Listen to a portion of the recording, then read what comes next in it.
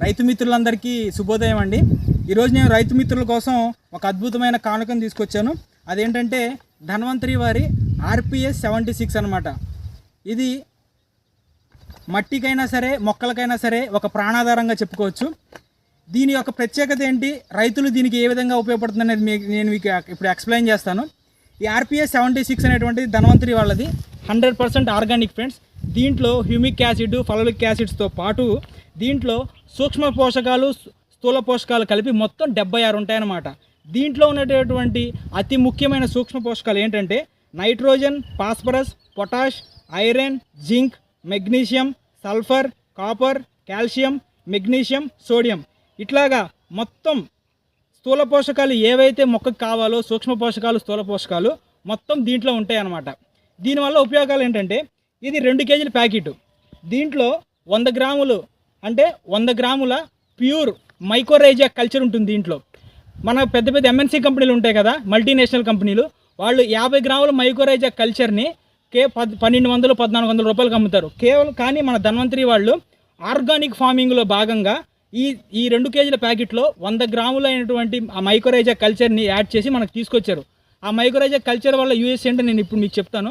ఎప్పుడైతే మన మైకోరైజా కల్చర్ని ఇందులో ఉంటుందో ఈ RPS 76 గ్రాన్యూల్స్ని ఇసుకలో కానీ మట్టిలో కానీ కలిపి ఎప్పుడైతే మన పొలంలో ఎలా అయితే యూరియా కానీ DAPలు కానీ ఫాస్ఫేట్లు కానీ చల్లుతామో అట్లా చల్లుకున్నప్పుడు ఏమవుతుందంటే ఆ మైకోరైజా బ్యాక్టీరియా అనేటువంటిది భూమిలోకి వెళ్ళి అది వేరు మీద మాత్రమే పెరుగుతుంది.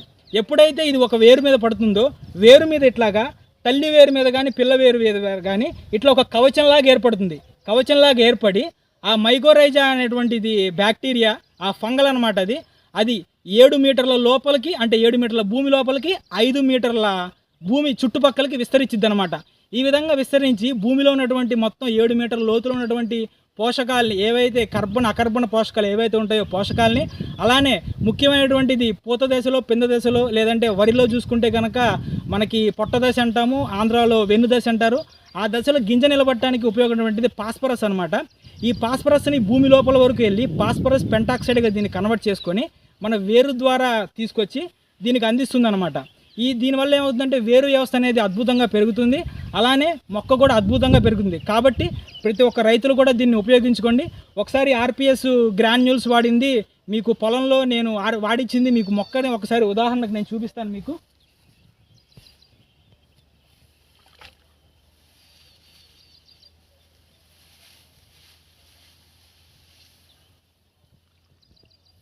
ఇది చూడండి ఫ్రెండ్స్, ఇది గ్రాన్యూల్స్ వాడిచ్చాము. ఈ వేరు వ్యవస్థ చూసారా ఎంత అద్భుతంగా ఉందో. దీనికి పిలకలు కూడా చూసారా ఎన్ని పిలకలు ఉన్నాయో. దీనికి ఎటువంటి గంట గుళికలు కానీ లేదంటే దుబ్బు గుళికలు కానీ వాడలేదు. అయినా సరే చూడండి అద్భుతంగా ఉంది. అలానే ఈ మొక్క రోగనిరోధక శక్తిని కూడా ఎదుర్కొని రోగనిరోధక శక్తిని కూడా అద్భుతంగా పెంచుకొని రోగాలను కూడా ఇది తరిమి కొట్టేటువంటిది అవకాశం ఉంటుంది. అట్లనే దీనికి గింజ కూడా అద్భుతంగా వస్తుంది. నేను రైతు మిత్రులకు చెప్పేది ఏంటంటే ప్రతి ఒక్కరు దీన్ని వాడుకొని లాభం పొందండి. ఏదైతే మీరు రసాయనిక ఎరువులు వాడి ఇన్నాళ్ళు ఉన్నారో దానికంటే కూడా ఈ వాడుకుంటే మొదటి పంట నుంచే 10% దిగుబడి అద్భుతంగా సాధించవచ్చు. మీరు మళ్ళీ గుర్తుపెట్టుకోండి, రసాయనిక ఎరువులు వాడుకొని వచ్చేటటువంటి దిగుబడి కంటే కూడా మేము ఏదైతే సజెస్ట్ చేస్తున్నాం RPS 76 గ్రాన్యూల్స్ కానీ లిక్విడ్ కానీ అది వాడుకుంటే మొదటి పంట నుంచే 10% దిగుబడిని, అద్భుతమైన దిగుబడిని సంపాదించుకునే అవకాశం ఉంటుంది. వరిలో ఏంటైతే దీనివల్ల వాడితే గింజ పొల్లు రాదు, తాలు గింజ అంటారు, తాలు గింజ రాదు, గింజ డెన్సిటీ అంటే గింజ బరువు పెరుగుతుంది, అధిక దిగుబడి వస్తుంది. మన గింజ పైన ఎరుపు రంగు వంటిది రోగం ఒకటి వస్తుంది, అటువంటిది కూడా రాకుండా అద్భుతంగా ఉంటుంది ఫ్రెండ్స్. కాబట్టి ఈ వీడియోని ప్రతి ఒక్కరూ రైతు మిత్రులకి షేర్ చేయండి. అలానే ఎవరైతే MNC కంపెనీల ఈ యూరియాలు, ఫాస్ఫేట్లు, కెమికల్ కంపెనీలు ఏవైతే ఉన్నాయో వాళ్ళ దోపిడీల నుంచి రైతులందరినీ ఆదుకోండి. రైతు మిత్రులకు కూడా నేను సజెస్ట్ చేసేది అంటే RPS లిక్విడ్ని, గ్రాన్యూల్స్ అటువంటి వాటిని ప్రతి ఒక్కదాన్ని